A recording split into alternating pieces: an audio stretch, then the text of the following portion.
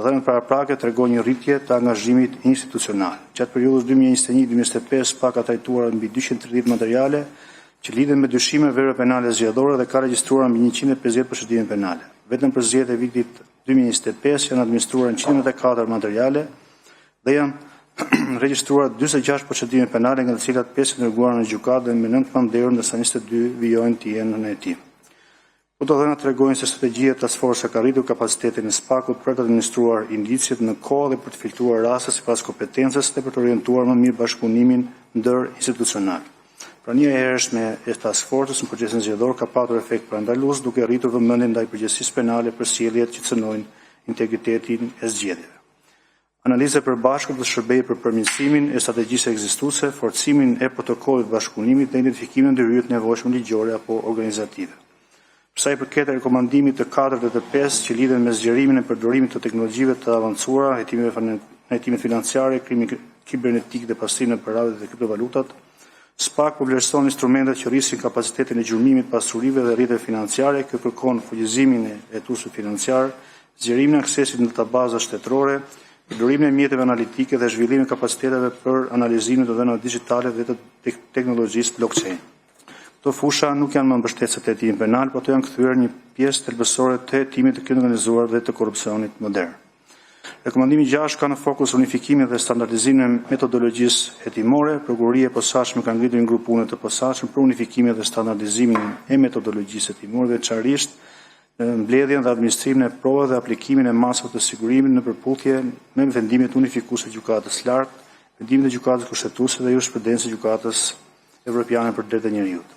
Gjitha këto masa të kombinuara me angazhimin e partnerëve ndërkombëtar për asistencë teknike dhe ekspertizë synojnë të sigurojnë një zbatim efektiv dhe të strukturuar të rekomandimeve në përputhje me standardet më të mira ndërkombëtare. Rekomandimi 7 lidhet me finalizimin e akteve të mbetura nënligjore dhe me masat për reduktimin e çështjeve të pambetura. Prokuroria e posaçme pas punës të koordinuar dhe të strukturuar ka finalizuar dhe miratuar strategjinë për reduktimin e çështjeve të mbartura 2025-2027, miratuar në datën 4 gusht 2025. Strategjia ka hyrë në fazën e zbatimit praktik, duke dhënë tashmë rezultate konkrete dhe të matshme në përputhje me objektivat dhe me afatet e parashikuara në të dhe konkretisht në lidhje me normën e reduktimit të çështjeve me mbi 70%, me reduktimin në 10% të çështjeve të regjistruara në vitin 2020 dhe më përpara, si me reduktimin deri në 20% të çështjeve të regjistruara në vitin 2021. Për SPA-kun ky nuk është vetëm një përmirësim statistikor, ai tregon se trajtimi i çështjeve të vjetra është kryer një proces që monitorohet në mënyrë periodike. Qëllimi ynë është që reduktimi i backlogut të vijojë në mënyrë të qëndrueshme, duke garantuar njëkohësisht dhe cilësinë e hetimit, respektimin e drejtave procedurale dhe përfundimin e çështjeve brenda fatave sa më të arsyeshme.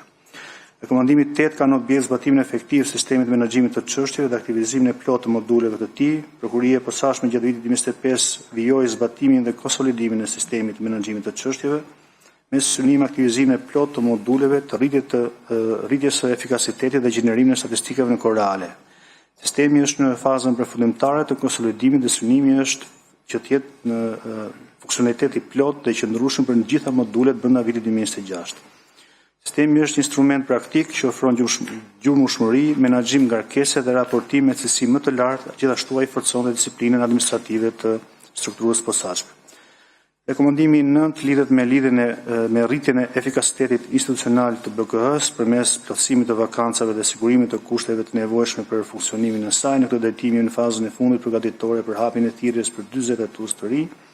Veç plotësimit të vakancave, synimi është dhe riorganizimi më funksional i ndarjes së brendshme të BKH-s, duke dhënë më shumë peshë për punimit të informacionit kriminal, veprimtarisë operative taktike, gjurmimit të kriptovalutave dhe hetimit të krimit kibernetik.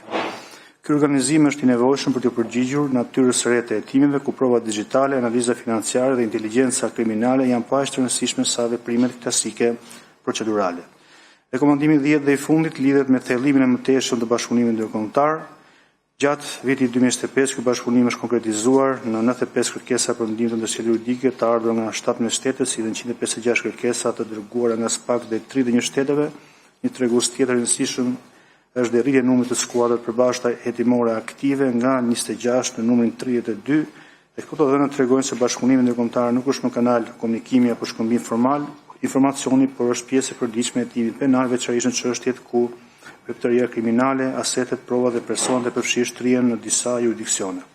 Për këtë arsye SPAK do të vijojë të rrisë bashkëpunimin me Eurojust, Europol, me OLAF, Magjësitë e Bashkimit Evropian, partnerë strategjik dhe autoritetet homologe, me qëllim rritje shpejtësisë, cilësisë, efektivitetit e hetimit në dimension ndërkombëtar. Të nderuar deputet, kjo pasqyrë e 10 rekomandimeve tregon se adresimi i tyre është kthyer në analiza, në metodologji, në sisteme dhe në masa konkrete organizative. Disa prej tyre janë realizuar, të tjera lidhen me procese më komplekse, të cilët kërkojnë vijimësi, koordinim ndër institucional dhe konsolidim të mëtejshëm. Për SPAK-un, një rekomandim nuk konsiderohet përmbushur vetëm sepse është miratuar një dokument apo është ngritur një grup pune. Përmbushja e tij matet me ndryshimin që sjell në praktik, në cilësinë e hetimit, në administrimin e provave, në gjumimin e pasurive dhe në qëndrueshmërinë e çështjeve para gjykatës.